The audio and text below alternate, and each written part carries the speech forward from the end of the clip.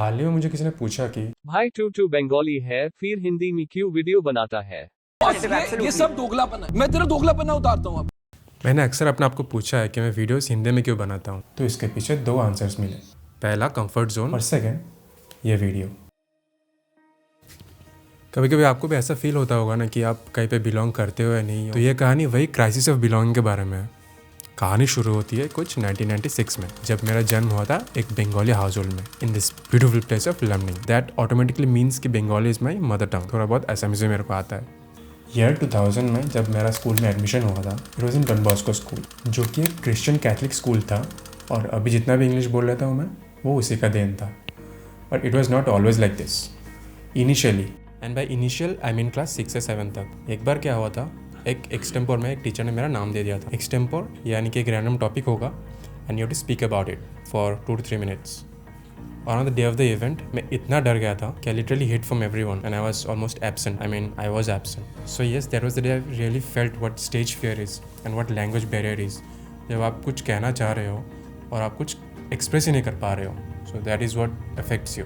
And then I started the habit of reading novels. And I started with Harry Potter. I think that was a good beginning. और फिर मेरा +2 हुआ था लमनिंग college से, जो कि कहने के लिए तो इंग्लिश मीडियम था, लेकिन the mode of communication was Bengali.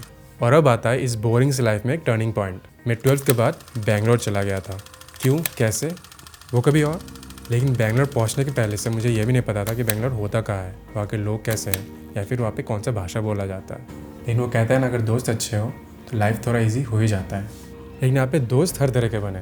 कुछ लोकल थे, कुछ नॉर्थ से थे, या फिर कुछ नेबरिंग स्टेट से। और फिर धीरे धीरे जैसे आप सेटल करने लगते हो, आपको दिखता है ग्रुप्स। सो वहाँ पे मेरे को लग रहा था कि मैं बिलोंग कहाँ करता हूँ, because I was a Bengali from north east in a foreign state, जो कि मुझे पता भी नहीं कि मैं किस भाषा में बात करूँगा या फिर मैं लोगों से बात कैसे करूँगा। कुछ दोस्त जिनके साथ मैं अक्सर हैंग आउट करता था, उनके साथ हिंदी में कम्युनिकेट करता था। कुछ लोकल दोस्त भी थे जिनके साथ मैं कभी इंग्लिश कभी हिंदी में बात किया करता था। लेकिन उनमें से किसी ने भी मेरे को ये फील नहीं करा कि आई डोंट बिलोंग देयर। बात वही है।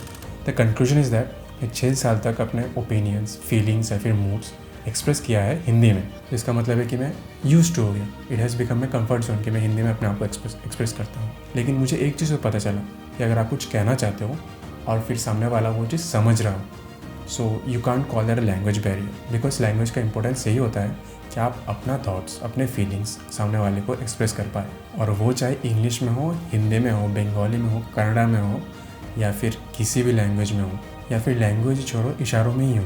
अगर सामने वाला समझ रहा है तो उतना ही काफ़ी है मेरे दोस्त।